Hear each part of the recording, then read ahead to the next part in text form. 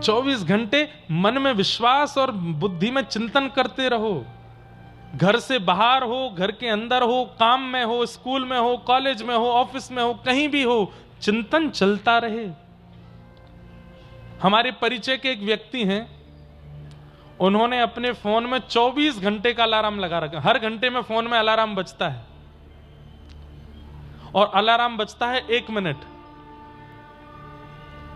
ध्यान से सुनिएगा, 24 घंटे का अलार्म है, हर घंटे में अलार्म बजता है। और जितनी देर अलार्म बजता है, चाहे ब्रह्मा जी सामने बैठे हों, वो नेत्र बंद करते हैं और ठाकुर जी को याद करते हैं। मेरे से बोले, महाराज जी हर क्षण तो नहीं बन पाता, लेकिन हाँ 24 घंटे में हर घंटे ठाकुर जी को याद करता हूं, ठाकुर जी का स्मरण करता हूं। अब उनकी आदत ऐसी हो गई है, रात्रि में भी 10 बजे सोते हैं, 4 बजे उठते हैं, तो 10 से 4 बजे तक भी हर घंटे अलार्म बजता है। और जितनी बार अलार्म बजता है, स्वप्न में भी ठाकुर जी को याद करते हैं, ठाकुर जी का स्मरण करते हैं। धर्मम भजस्व, धर्म को भजो। और कैसे भजो? बोले सततम, भजते रहो। ठाकुर जी का स्मरण एक क्षण के लिए भी चित्त से जाना नहीं चाहिए। धर्मम भजस्व सततम त्यज लोक धर्मान। अब ये बात कई लोगों को अनुचित लगेगी, लेकिन सुन लीजिए, लोक धर्म का त्याग करो। लोक धर्म क्या है? अरे बुआ जी बुरा मान गई हैं, उनको मनाना है, जीजा जी रूठे बैठे हैं, फूफा जी के मुंह में से आवाज नहीं निकल रही है, चाचा जी रूठ गए, ये रूठ गए, वो रूठ गए, ये सब। अच्छा, रूठे नहीं भी हैं तो उनको मनाने के लिए जी रहे हैं, वो नहीं रूठ जाएं, घर वाले प्रसन्न रहें, माता पिता सुखी रहें, पत्नी नाराज ना हो, बच्चे दुखी ना हो। ये लोक धर्म है, इनको मनाने से कोई फायदा नहीं है। वो ना रूठे, बस इसका ध्यान रखो। ठाकुर जी ना रूठे आपसे। रूठे चाहे राजा, वासे कछु न काजा, एक तू ही महाराजा और कौन पास जाएंगे। रूठे चाहे भाई, वासे कछु न भलाई, एक तू ही है सहाई और कौन को सराएंगे।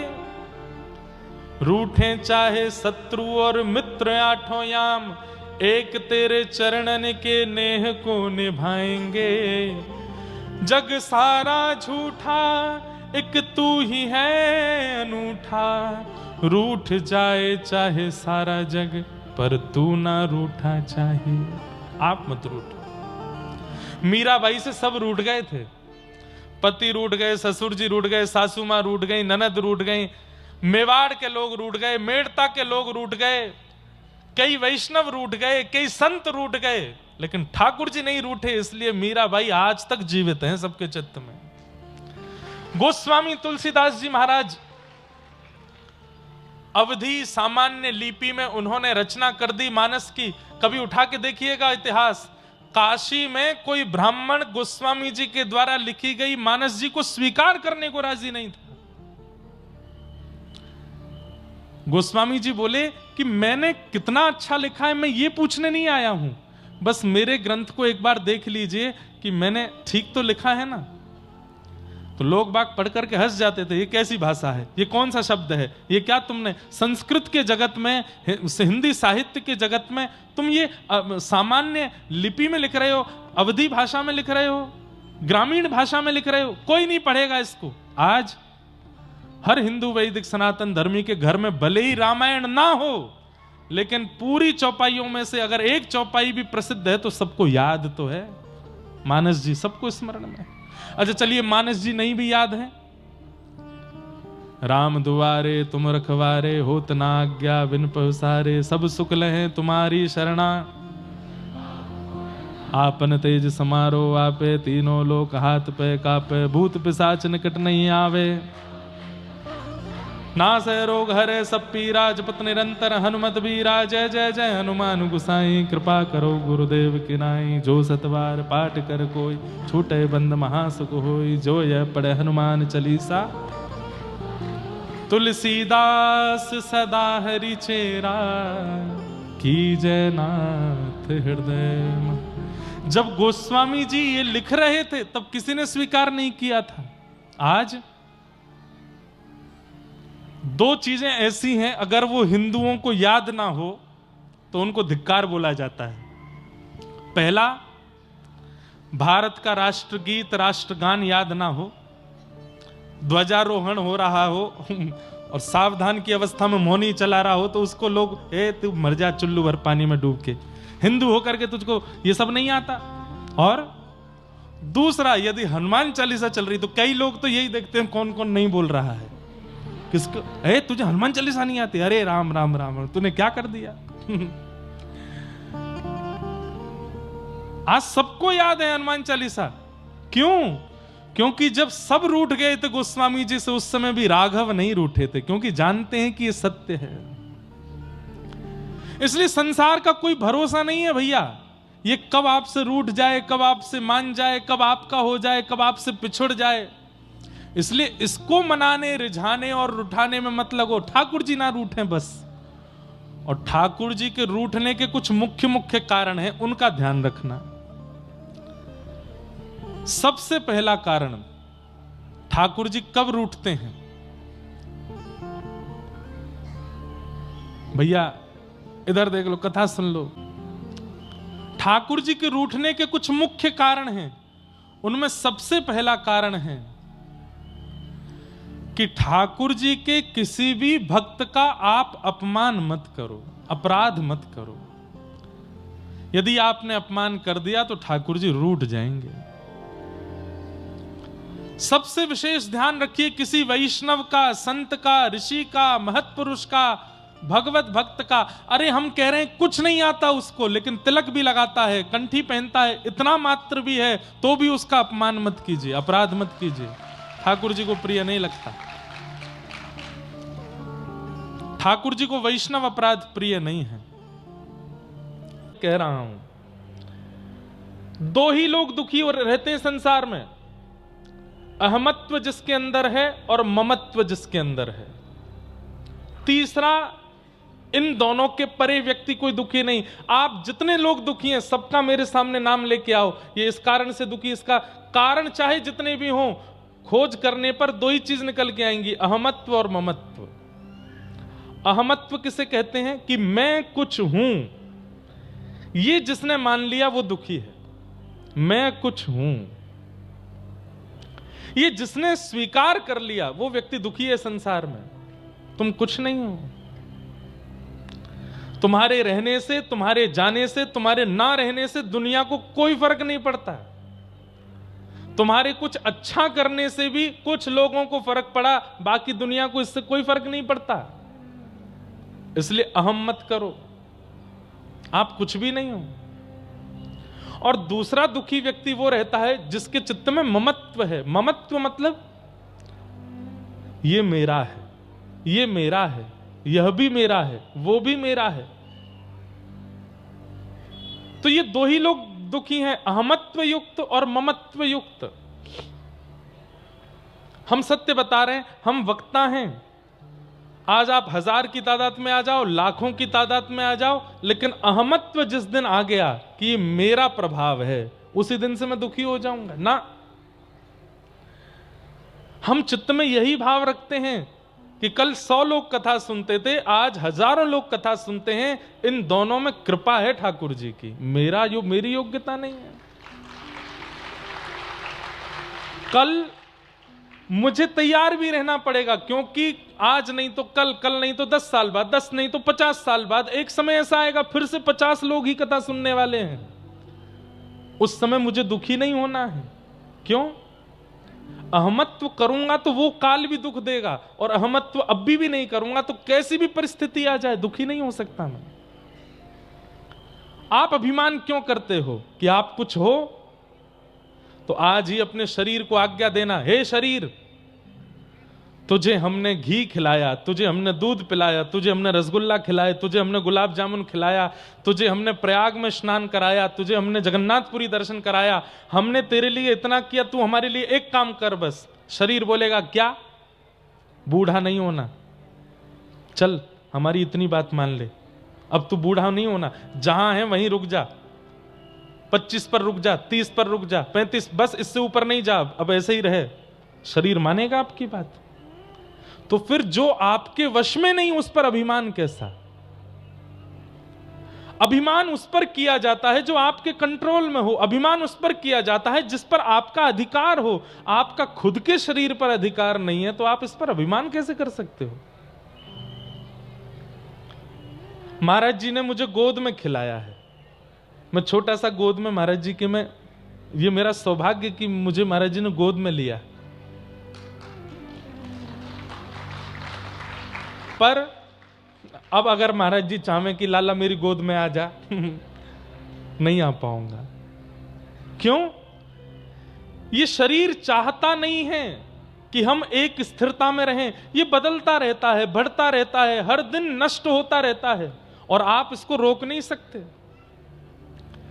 बड़े से बड़े योग कर लीजिए, बड़े से बड़े साधन कर लीजिए, अन्न छोड़ दीजिए, जल छोड़ दीजिए, कितनी भी सिद्धियों को प्राप्त कर लीजिए, लेकिन आपका शरीर आपके वश से फिर भी बाहर जाएगा। तो फिर इस पर अहमत्व क्यों? जिस पर मेरा अधिकार हो मैं उस पर अभिमान करूं ना, जिस पर मेरा अधिकार नहीं उस पर मुझे अभिमान क्यों? हमारे पूज्य गुरुदेव भगवान एक पंक्ति गाते हैं कथा में, देने वाले ने दिया वह भी दिया किस शान से, मेरा है यह लेने वाला कह उठा अभिमान से, मैं मेरा यह कहने वाला तन किसी का है दिया, मैं नहीं मेरा नहीं यह धन किसी का है दिया। मैंने एक मोटरसाइकिल खरीदी, 50,000 1 लाख रुपए की मोटरसाइकिल खरीदी। आपने मुझसे मांगी भैया 5-6 दिन के लिए हमको जरूरत है, हमें आप दे दो। हमने कि ले जाओ। 5-6 दिन के लिए आप मेरी बाइक लेकर के गए तो आपको अपने शरीर से भी ज्यादा ध्यान मेरी बाइक का रखना पड़ेगा। भाई मेरी नहीं है, ये किसी और की है। आप अपनी बाइक कितनी भी उड़ाओ, लेकिन मेरी मोटरसाइकिल लेके गए हो तो ब्रेकर आती धीरे चलानी पड़ेगी। भाई किसी और की है, टूट ना जाए। अरे कहां तक कहीं गिरने भी लगोगे तो प्रयास करोगे मेरा पैर टूट जाए, इसकी बाइक को कुछ नहीं हो, मेरी नहीं है, उसकी है। यह शरीर भी हमारा नहीं है। हमारा होता तो हमारे वश में रहता, हमारा होता तो हमारे अधिकार में रहता। यह शरीर हमें अपने कल्याण करने के लिए ठाकुर जी ने दिया कि जाओ चलो इस शरीर को लेकर के तुम अपना कल्याण कर लो। लेकिन हम इस पर अपना अधिकार मान बैठे हैं। जो मन चाहता है इसको खिला देते हैं, जहां मन चाहता है इसको ले जाते हैं, जहां मन चाहता है इसको लिटा देते हैं, जो मन करता है वो इसको पिला देते हैं। ठाकुर जी जब हमको देखते हैं तो ठाकुर जी को बड़ी पीड़ा होती है। बता, मैंने दियो, अपने कल्याण करने के लिए मैंने इसको शरीर दिया, मतलब जैसे बाइक कोई दे रहा है, और ये अपना मान के कितना अधिकार चला रहा है उसके ऊपर। ठाकुर जी को पीड़ा होती है। इसलिए इस पर बहुत अधिकार मत मानिए। खाना है, पीना है, सोना है, हंसना है, सब कुछ इस शरीर से करना है, परंतु इस बात को नहीं भूलना है कि ये शरीर कल्याण करने के लिए मिला है, ना कि इससे विषय भोग और आदि आदि विषयों को भोगने के लिए मिला है। और सबसे बड़ी बात, अभिमान करने के लिए तो बिल्कुल नहीं मिला है। अहमता, इसका त्याग करो। और अहमत्व के त्याग का प्रारंभ होता है सम्मान की इच्छा मत रखो, तो अहम आएगा ही नहीं। मैं एक बात कहा करता हूं कि सबसे ज्यादा अपमान उसी का होता है जिसको सम्मान की बहुत इच्छा होती है। उसके आए दिन अपमान होते रहते हैं। मेरे बारे में यूं कह दिया, मुझसे यूं कह दिया, मेरे लिए ये कह दिया। हम वक्ता बन गए हैं, 1000 लोग हमारे बारे में भी कुछ भी बोलते रहते हैं, कुछ भी कहते रहते हैं, पर हमारा स्वभाव नहीं सबको प्रत्युत्तर देने का। क्यों? सम्मान की इच्छा ही नहीं है। तो कोई अपमान कितना भी कर दे, कोई बोध होगा क्या? नहीं होगा। इसलिए अहमत्व नहीं। और दूसरा, इस शरीर के ममत्व नहीं करना। कोई भी आपका नहीं है, कोई नहीं है आपका। आप दुखी क्यों हो जाते हैं? क्योंकि आप किसी को अपना मान बैठे हैं और वही अपना कुछ कर रहा है, उसकी करनी से आप दुखी होते हैं। दुनिया में 1000 लोग गलत काम कर रहे हैं, आपको बुरा नहीं लगता, लेकिन कोई अपना बुरा कर दे तो बुरा लगता है। क्यों? क्योंकि अपनत्व मान लिया, ममत्व है उसके प्रति। हजारों की तादाद में बच्चे गुटखा खाते हैं, बीड़ी पीते हैं, सिगरेट पीते हैं, आपको दिखते भी हैं लेकिन आपको कुछ नहीं होता। लेकिन अपना कोई कुछ करता दिख जाए तो दुखी हो जाते हैं। क्यों? गलत काम से आप दुखी नहीं हुए, अपना कर रहा है इसलिए दुखी हुए। इसका मतलब क्या है? ममत्व दुख का कारण है, क्रिया दुख का कारण नहीं है। गलत क्रिया से हमको फर्क नहीं पड़ता, लेकिन कोई अपना कर देता है तो हमको फर्क पड़ता है। तो दुख के कारण 2 ही निकल के आते हैं, अहमत्व और ममत्व। इन दोनों का यदि व्यक्ति परित्याग कर दे, उस व्यक्ति से ज्यादा सुखी कोई नहीं संसार में। कितने नाम बताऊं मैं? अजगर ऋषि भागवत में कहते हैं, श्री दत्तात्रेय जी महाराज, दत्तात्रेय जी के प्रसंग में आता है। अब प्रसंग तो बहुत बड़ा है, पड़े रहते हैं आकाश वृत्ति पे। कोई खिला जाए तो खा लेंगे, कोई पहना जाए तो पहन लेंगे, कोई नहला जाए तो नहा लेंगे। अब इतनी ऊंची स्थिति तो हमारी नहीं बनी है, परंतु उनसे ज्यादा प्रसन्न कोई नहीं है संसार में। इसलिए प्रसन्न रहना है, सुखी रहना है, तो 2 बातें जीवन में ले आइए। एक तो अहमत्व, मैं नहीं, मेरा नहीं। ये 2 बातें जब आपके चित्त में आ गई, आपसे ज्यादा सुखी कोई नहीं, आपको कोई दुखी नहीं कर सकता। आप कहेंगे महाराज जी चलिए, मैं नहीं, मेरा नहीं, ये दोनों स्थिति मैंने बना ली, इसके बाद क्या करूं? तब दूसरे श्लोक में कहते हैं, धर्मं भजस्व सततं त्यज लोक धर्मान सेवस्य साधु पुरुषां जहि काम तृष्णा अन्यश्च दोष गुण चिंतनमाशु मुक्त्वा सेवा कथा रसमहो नितराम पिबत्वम। मैं नहीं, मेरा नहीं, ये 2 चीजें चित्त में ले आइए और उसके बाद 5 कर्म अपने जीवन में करना प्रारंभ कर दीजिए। कौन कौन से? सबसे पहला, धर्मम भजस्व, धर्म को भजो। यहां धर्म को भजने का मतलब क्या है? रामो विग्रहवान धर्म। धर्म कौन है? साक्षात राम है, कृष्ण धर्म है, राम धर्म है, नारायण धर्म है। धर्मम भजस्व मतलब राम भजो, कृष्ण भजो, नारायण भजो, सदा उनका भजन करो। और कैसे भजो? बोले सततम। कई लोग मुझे आके बोलते हैं, महाराज जी से भी कहते होंगे, हमारा महाराज जी 2 घंटे का पूजा का नियम है, हम महाराज जी 4 घंटा इतना अनुष्ठान करते हैं, रोज सुबह 5 बजे उठ करके 7-8 बजे तक भजन करते हैं। कोई बड़ी बड़ी चीज नहीं कर रहे आप।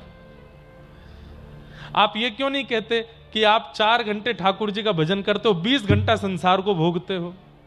भारी तो फिर भी संसार ही हो गया। अगर पडले में नापा जाए तो 4 घंटे का भजन, 8 घंटे का भजन, 11 घंटे का भजन, उसके बाद भी संसार ही तो है बाकी के समय पर। इसलिए गिनाया मत कीजिए कि आप आधा घंटा करते हैं, 2 घंटा करते हैं, 4 घंटा करते हैं। नहीं, उससे पता चलता है कि 4 घंटे का भजन है, इसका मतलब बाकी के 20 घंटे तो संसार ही है। सततम